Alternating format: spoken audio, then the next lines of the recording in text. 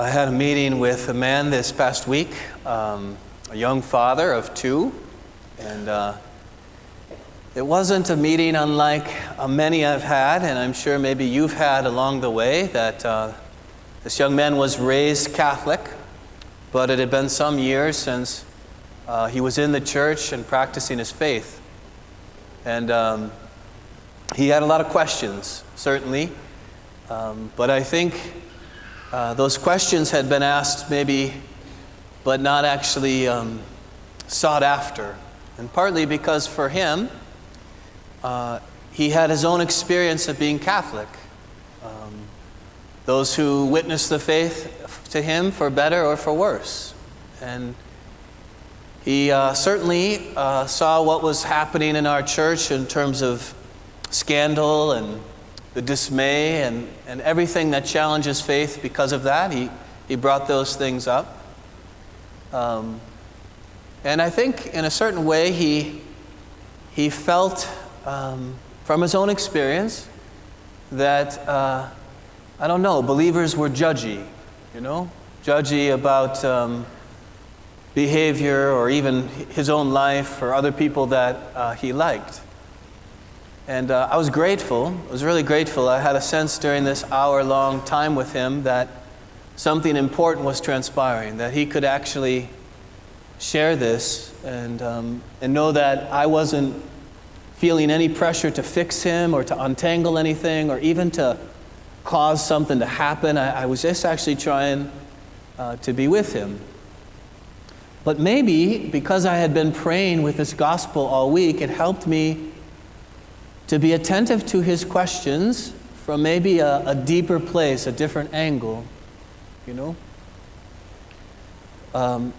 If I had to title this homily, it would be something like Coming to Terms with Evil in the world, in the church, in your own heart, and coming to terms with it at the authority of Christ's Word and with His way of seeing and understanding. So we heard 3 parables today. We are in the 13th chapter of Matthew's Gospel that contains 7 parables, the longest of which we heard last Sunday. But you can tell there's something about the first of these 3 parables that really tweaks his disciples. Because when they get in privacy later, they ask him not about the other 2, they ask him about this one. Like, dang, I think we know what you're talking about, but explain that to us, And so he does. Now, I want to propose that there's I suppose many ways that we can understand evil, many perspectives we can take. I think there are 3 that are most prevalent, at least from my experience. You gauge your own experience. The first is when we experience evil, there can be a kind of naivete, like we want to deny the reality. We kind of want to pretend that it's all going to work out and, I don't know, it's not really that bad. Maybe we try to explain it away. And in a certain way, it's futile because we're trying to deny a reality that we see. So it's almost like we have to not see. Maybe you're familiar with the famous line of Winston Churchill, that all evil needs to thrive and propagate in this world is for good people to do nothing, to remain silent, cowering, afraid, right? And then it's like lies can triumph and so forth. And then sometimes I experience in this naivete, denying the reality that we see and we experience, there might be something of moral relativism, right? Well, what's good for you, you define that, but I define it this way. And there's an old saying that someone's a moral relativist until someone punches them in the face, literally. And then they're like, wait a minute, that action was actually objectively wrong. You can't do that. You see, it's easy to be morally ambiguous until we're talking about your children. And your children taking positions on certain things where you say, wait a minute, that wasn't right or wrong, you know? So that's the first place I think we can land. The second, what I would say, is the opposite extreme. We can become fixated by the presence of evil, almost preoccupied by it. I think any of those of you who have a superior, superior used in a quotation marks like a boss or someone who's in charge, well, obviously they're all imperfect. Your pastor's imperfect. The archbishop's imperfect. The president's, anyone in position of authority. So it's easy once you see their weakness to just say, I'm going to stare at it. Yeah, everything's undermined because you see he or she, they're not perfect. And then we can feel like it's our responsibility, like Jesus says in the parables, like, Lord, just set me loose and I'll get all the weeds. I'll take care of it. My neighbors or whatever, I'm going to go fix it. I'm going to pull out the weeds. And think about what he says. No. I don't want you to pull up the weeds. Let them grow to the harvest. I'll take care of it. We'll come back to this, but that can be kind of scandalizing to us. We want God to come down with a cape and we want him to slay the evil, to bracket evil so that good can thrive. You see, I think when we become preoccupied by evil, I think some news outlets, probably most, are a bit fixated on this. And if we have a steady diet of it, it's hard for us not to be as well. And all the while, you know what it does? It robs our peace. It robs God's peace in us. And then our own measure of justice becomes what's paramount. That's the most important thing. And we become the judge. Okay, I think the third position we could take towards the seeing, experiencing of evil in our world, in our family, in my own heart, whatever it is, in the church, is we can be like perpetually surprised by it. It's almost like Jesus telling this parable for the 100th time, and it's like a child who's pretending he hasn't heard it, and you're like, wait, who sowed the wheat? and you're like, well, I've told you, it's the enemy, There is an enemy. You see, to be perpetually surprised by it is to be shocked and scandalized. And I want to be very careful here.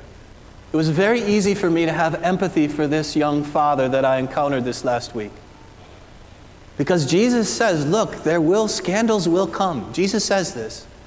But he says, woe to the person by whom they come. So it's not like he's totally okay with it. And people do fall away because they've been scandalized by the bad example of believers or by leaders. But careful. If you live from that outrage, shock, and scandal, you know what you're going to do? You're going to walk away from something so good. It's like every man for himself. I'm going to forsake the kingdom of heaven and go it on my own. And then, I didn't necessarily hear this in this young man, but maybe we've all been there. We don't want to blame God and Jesus. Sometimes we will. So it's much easier just to blame the church.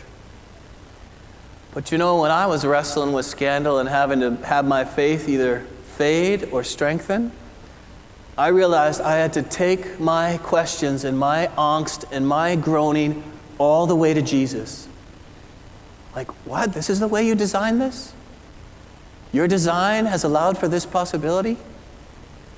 Like, I had to receive from him, It's much easier just to blame a kind of anonymous group or institution or whatever, and then resentment just grows.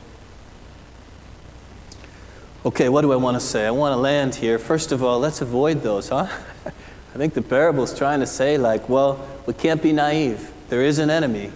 I'm going to have 3 baptisms later, and I'm going to ask very solemn 6 questions to the parents and godparents. We get asked these every Easter Vigil.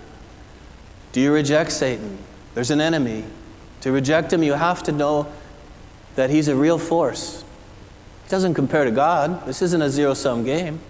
And yes, I do reject him. Do you reject the glamour of evil and refuse to be mastered by it? Yes, I do. Like to say I do to those questions, you have to have some awareness like, oh yeah, this isn't just words, this is reality. But I want to say judgments are unavoidable. Do you know that? Even in this conversation, this man who had bad experience of feeling judged was trying to pull back into a place in his life where he could make no judgments about other people. But we got to a place in conversation where that's not even consistent. And he knows that's not actually how he lives. He has to raise 2 children. Like we have to make judgments about behavior every day. How do we want to live? What's true? What's pleasing to God and what's not? But we want our judgment to be tempered by the patience of God that we see in this parable. No. Don't go pull up the weeds. I don't need you to do that. And the belief that God is sovereign. You know, sometimes judgment at the end can be, maybe if we allow it, a terrifying thing. I think it's actually super hopeful. God is ultimately responsible for the world He created. And He will judge the living and the dead, and He will set things right. I think that's hopeful. The ultimate eternal judgment belongs to God. When I ever hear Catholics say, and don't even let yourself be baited by this question has no place in our authentic encounter and dialogue. So what you're saying is I'm going to go to hell. That's not what we say. It's not our responsibility. Yes, I have to stand here in integrity to love you well. And you might not like that. You might want me to endorse your behavior. I can't do that. Are you saying I'm going to hell? No, I'm not. I never will. That's not for me to do. But I believe to love you with integrity, I can't endorse that. And we have to make those judgments all the time for better or worse. You can't actually evade them. But don't take yourself the pressure of the eternal judge, the only one who can see and weigh it all. Final point I want to make. I think this parable is super hopeful because it tells us that good and evil are not equal terms. I think that's the point of the yeast and the mustard seed. It's saying the dynamic of the kingdom, God's life, will triumph, even when it looks bleak. Even when it looks bleak. Like we can have this sense that good and evil are not like 50-50, right? They're not on equal terms. God can even use evil for His own purposes. If we don't believe this, we would never believe how redemption came to us. We call it Good Friday. Like God used the most evil thing to work our redemption. Do you believe that? I hope so. I mean, if you're a married man, married woman, at this point, whether it's 1 year or 20 or 30, you know the person you married isn't perfect. Of course, you could stare at their weakness. You could cross your fingers and hope that part's going to change. Or you could just leave it alone, accept, love well, you know? And I think this is what the Lord is calling us to in these parables.